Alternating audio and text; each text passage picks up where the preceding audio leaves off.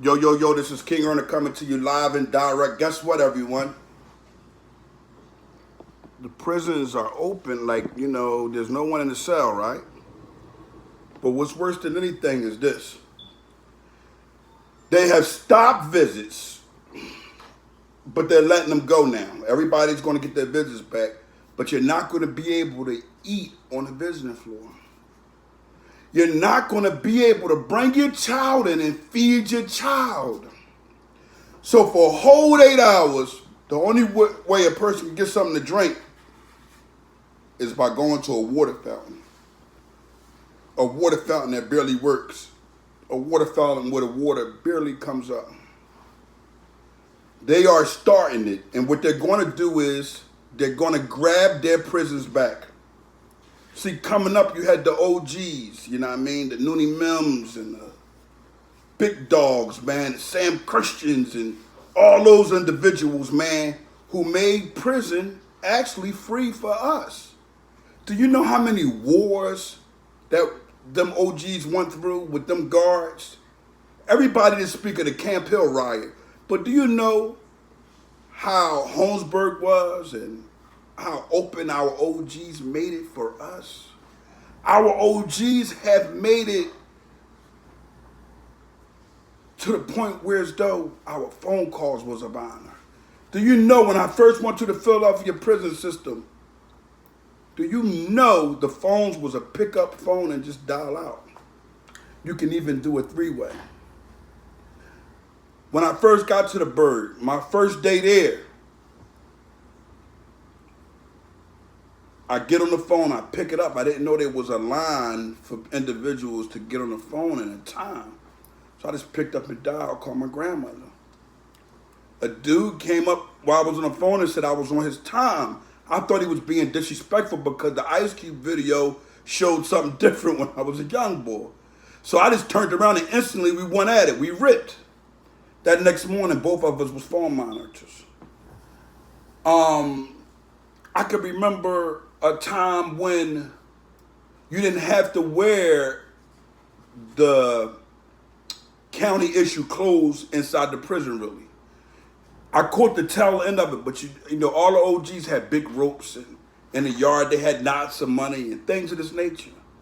My goal, my understanding is that jail was a place at them times where you will come back.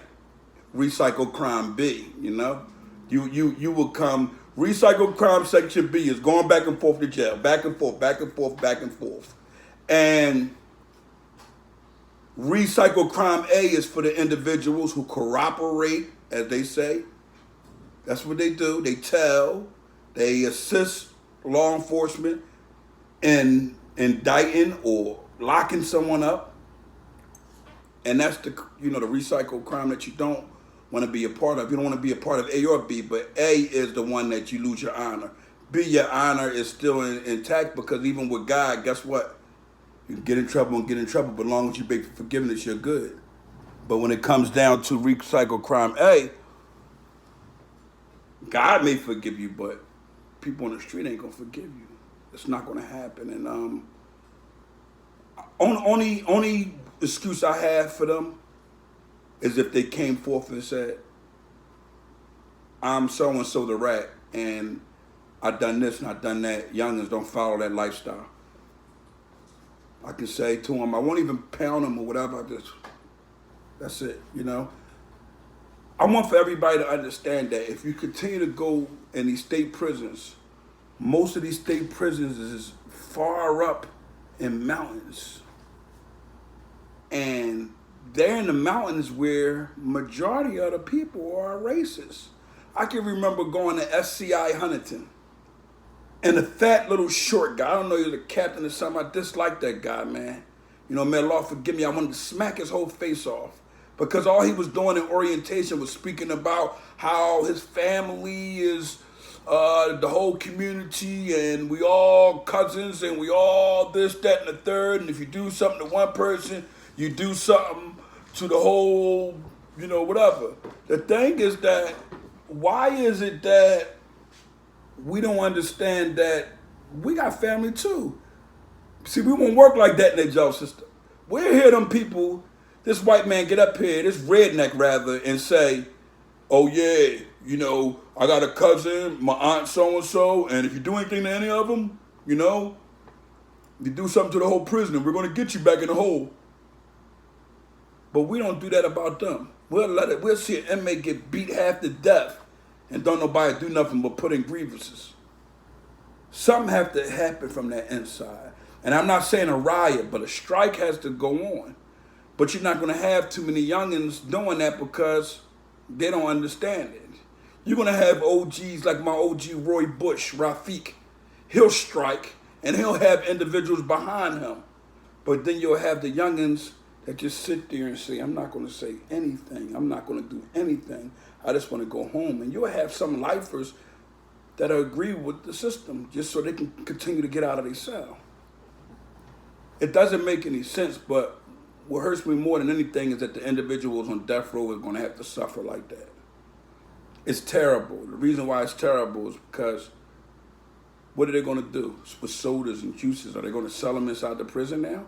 Because all they sell, when I was going and when I was in prison, all they had was the sugar, you know, the lemonade in the pack and all that. They didn't have like cups of juice that come to you in commissary. So you mean to tell me a person going to go 40, 50 years, 20 and 10 years not having a soda? This is horrible. And youngins, this is an example of not going back. I want for all my Muslim sisters, any problems that you have going to the prison to see your husband, your children, or whoever, make sure you take account of how they treat you. If they do not treat you with respect, I would appreciate it if you hit my Instagram DM, KingEarner1, or my email at honoryourlifecampaign720@gmail.com. I will be sure to help you guys. I will be sure to make sure that you don't get disrespected. But more than anything, if your family member that's in prison is serious about making sure those laws and everything go the correct way, I have no problem with speaking up for them. I have no problem with being the voice. And guess what, at the end of the day? Let me tell y'all this. I'm not for them people, and I'm not going to back their play. I mean, as me being a leader for you guys and speaking up, I will do so. And right is right and wrong is wrong. So I will let you know when you're incorrect, but I won't let you know that you're incorrect in front of them. See, I was always taught that you never, ever, ever, ever go outside the home or outside the family of love and exploit one another. It always stay amongst those of honor, those that you love. That's how I was raised. So there will be no me putting you out there. You know, I'm not an individual who's going to screenshot or put your business on any of these platforms. I'm not an individual that is going to hear about anybody else's platform. I won't even mention the haters by their name on my platform because you know why? A lot of them, they want what I have going on. The reason why they want what I have going on because they're not afraid to speak of anything negative that I've done in my past, and everyone knows that I had a terrible, horrible past. No one was safe with me. Everyone noticed that about me, except my loved ones and people that was close to me. And sometimes even them, they were hurt. But my new journey in life for what I'm doing and how positive I am, it causes for no mistakes. It causes for me to always be on point to help because for all of that wrong that I have done, this is my everyday step in the community. And being as though I'm taking it a step higher and I'm coming to this platform. See, I chose YouTube. YouTube didn't choose me. I chose YouTube. I said Instagram became one big circus of individuals who just get on there and do what I was already doing. A lot of people spoke like me, began to try to take a lot of my workshops and the things that I said, and they were speaking. And because their platform is bigger than mine, it's like they started it. And I'm okay with that because it's understood that I started a trend. But I don't advise you to deal with these individuals when it comes down to these state penitentiaries and helping your family. I don't advise you to give them all of your information. And some of them you don't want to. If a person's going to help your family with a case or something of that nature, or help your family with something that's in jail and help them fight it with grievances and stuff like that, I don't think you want to tell any of these individuals anything, because they will tell. Some of them wake up and will call a prison and lie and all type of nonsense. You never know who is the William O'Neill. Google William O'Neill to find out who he is, because you'll understand that that betrayal was in a lot of these guys. I am for our youth. I am for young adults. I am for older adults. I am with helping people. But guess what? I'm no sucker, and I'm not going for anything. Don't let my positive new ways trick you into believing that I won't defend myself, because I will go to the defense to the highest degree. Every state penitentiary will continue to be like it is now if we don't come together. And I want for people to please make me a part of your problem so I can help be that solution. Forget about me just talking here. Forget about because I'm in the heart of North Philly speaking, or the heart of Uptown, or the heart of West Philly, or the heart of South Philly speaking, and my credentials are good. Forget about all that. Forget all about that nonsense. Forget what I've done in the past. And remember that what I'm doing in the future is helping myself, but more than anything, I'm helping others. And it's not a selfish help like rats, like the help they do and how they go after things to make sure that everything they have going on will be of good only for themselves. I'm King Earner from the Honor Your Life campaign. There's no way you should have to sit.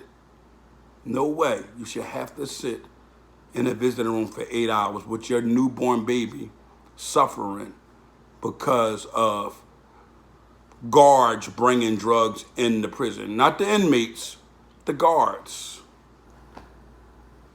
They're not getting paid enough, so their whole goal is to be of negativity. Their whole goal is to set people up. And let me get y'all to understand, I'm not talking about the guards that help an inmate get to a coin and they're doing illegal things. I'm talking about that guard that brings illegal drugs in a prison and plants it places and says, this belongs to so-and-so and this belongs to so-and-so.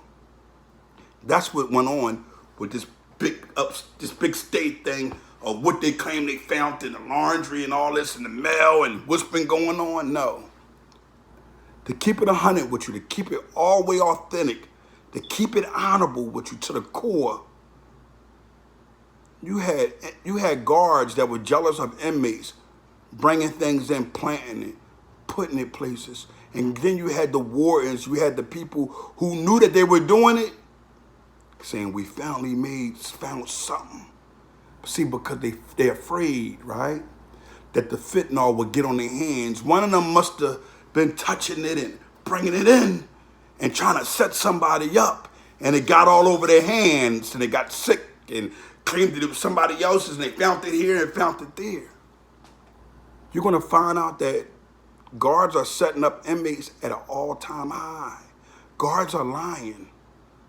And you'll find out that the individuals that are bringing the cheesesteaks in, the French fries, and showing love, their heart is just melting because they see how these people are being taken advantage of. They see how these people are living, the conditions. They say that new prison that's near Graterford, they say it's a horrible spot because they didn't even put it together correctly. I'm King Earner from the Honor Your Life campaign. What are you going to do? No. What are you going to do? What am I going to do? Honor Your Life campaign 720@gmail.com. Let's get it together and let's find out what we're going to do to fight back.